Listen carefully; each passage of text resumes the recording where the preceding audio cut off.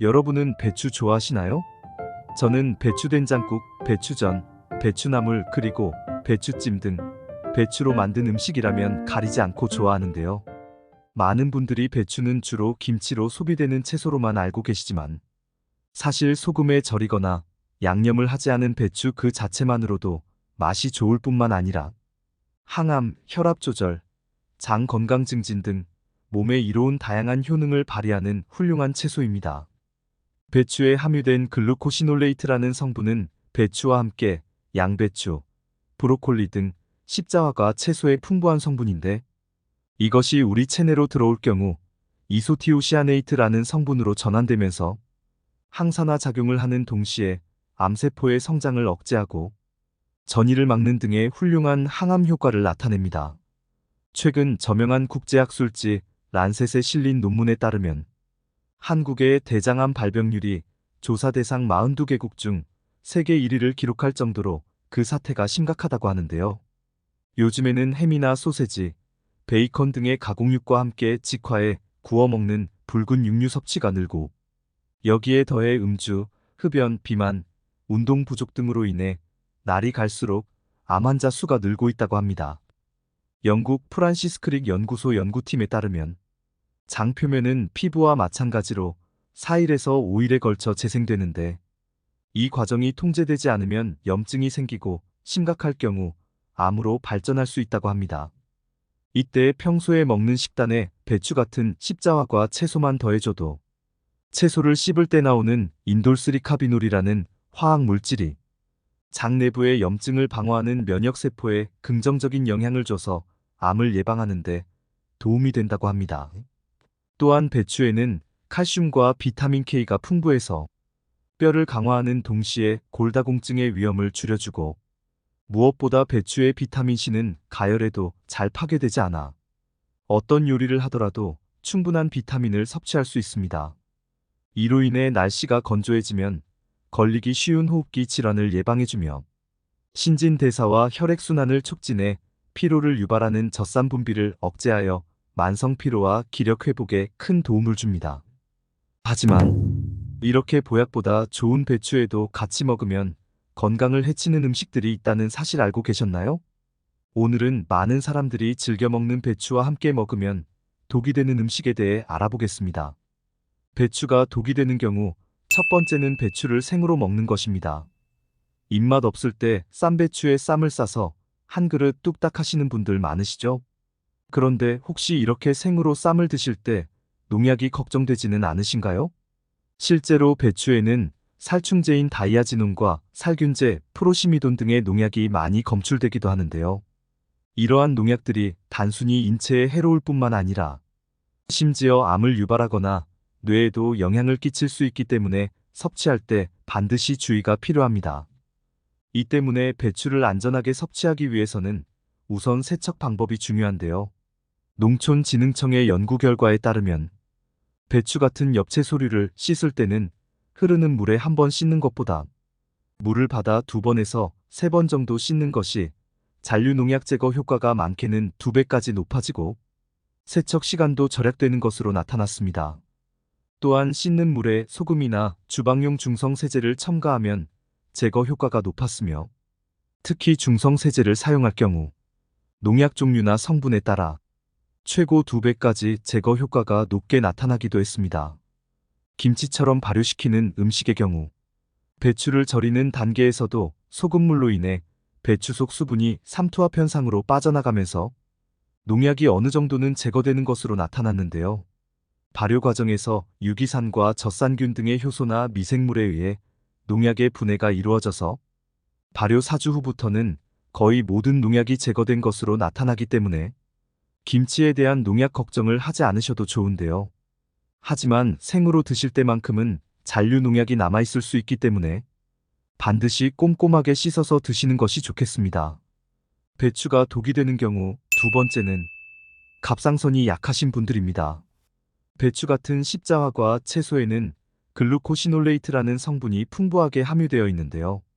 글루코시놀레이트는 노화를 촉진하는 활성산소를 억제하고 암과 관련된 호르몬의 생성을 억제해 발암물질을 막고 종양의 성장을 막아 항암제 역할까지 하는 든든한 성분입니다. 하지만 문제는 이 성분이 갑상선이 약하신 분들에게는 오히려 독이 된다는 것인데요. 글루코시놀레이트가 우리 몸에서 분해되는 과정 중에 고이트로젠이라는 성분으로 바뀌는데, 이 성분은 갑상선 호르몬을 만드는데 반드시 필요한 영양소인 요오드의 흡수를 방해하고 갑상선 호르몬의 생성을 억제하여 갑상선이 비정상적으로 작용하게 만듭니다. 안 그래도 갑상선 호르몬이 부족한 환자들에게는 오히려 증상이 악화될 수 있다는 것인데요. 갑상선 호르몬이 부족하면 갑상선 기능이 저하되고 갑상선 기능 저하증이 발생할 수 있으며, 추위를 잘 타고 땀이 잘 나지 않으면서 피부는 건조하고 창백하며 얼굴과 손발이 붓는 등의 증상이 나타나고, 심할 경우 갑상선의 크기가 비정상적으로 커지면서 갑상선종이 생길 수 있습니다.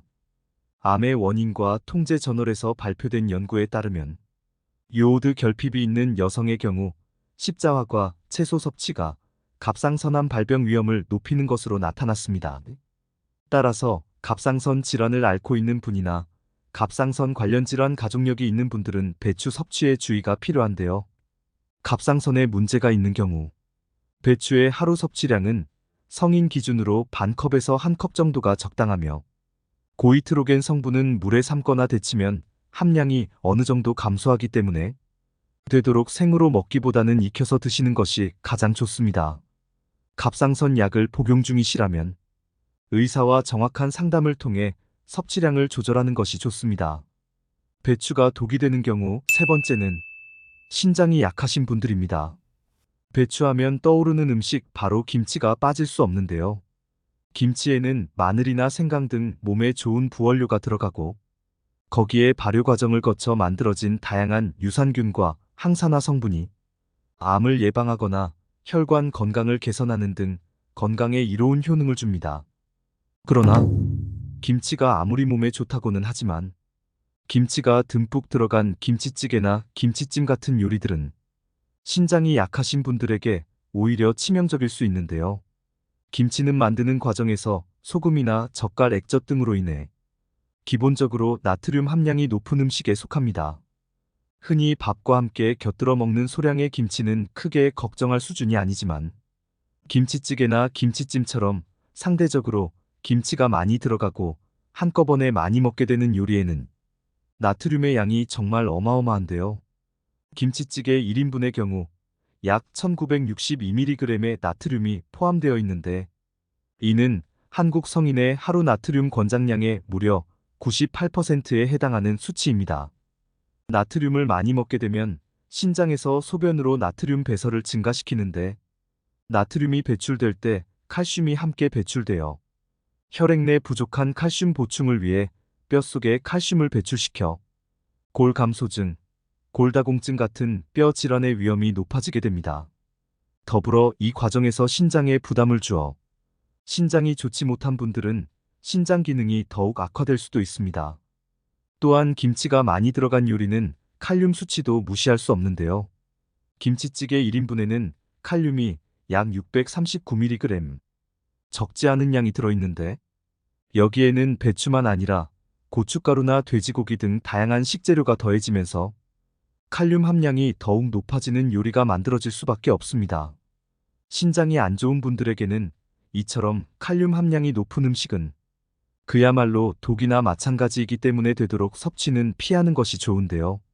신장이 건강하더라도 이렇게 맵고 짠 음식들을 자주 먹으면 건강상 이점보다 오히려 건강을 망칠 수 있기 때문에 가급적 자주 먹는 것은 피하는 것이 좋겠습니다. 배추가 독이 되는 경우 네 번째는 약을 복용 중인 분들입니다. 배추에는 여러 가지 영양소가 들어있지만 그 중에서도 특히 비타민 K는 혈소판을 활성화해서 체내에서 발생되는 출혈의 지혈을 돕는 역할을 합니다. 평소에 피곤해 코피를 자주 흘린다거나 멍이 쉽게 들고 잇몸에서 피가 나거나 눈에 핏줄이 잘 터지는 분들은 배추 속에 비타민 K가 뇌출혈을 막는데 도움이 될 수 있습니다.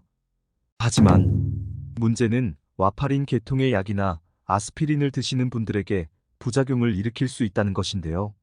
와파린 계통의 약이나 아스피린처럼 혈액의 응고를 억제하는 약들은 혈관 내에 혈전이 생기는 것을 막아 뇌졸중이나 심근경색 그리고 심장 판막 질환이나 부정맥 등을 예방하는 약품입니다.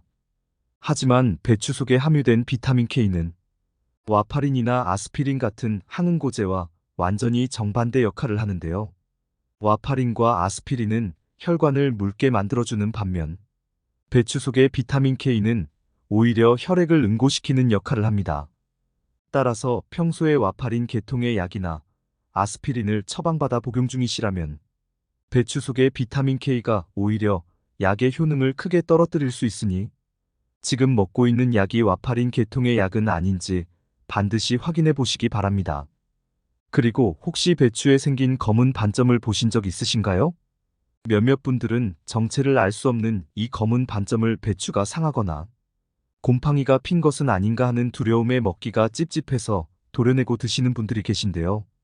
사실 배추에 생긴 이 검은 반점은 깨시무늬 증상이라고 부르는데 이 증상은 해충이나 바이러스에 의한 것이 아니라 배추를 키우는 과정에서 질소가 너무 많이 공급되거나 부족할 때 생기는 것으로 농작물 자체에 생리적인 이상이 생겨 나타나는 생리장애입니다. 검은 반점이 있는 배추는 미관상 좋지 않아 상품 가치가 떨어지지만 섭취해도 건강에는 전혀 문제가 없기 때문에 안심하고 드셔도 좋습니다. 오늘은 배추와 함께 먹으면 독이 되는 음식에 대해 알아봤습니다. 정보가 도움되셨다면 주변의 소중한 분들에게 영상을 공유해주세요. 구독과 좋아요도 부탁드릴게요. 구독과 좋아요는 건강무지개에게 언제나 큰 힘이 됩니다. 다음에 더 유익한 영상으로 찾아오겠습니다. 건강하고 행복하세요.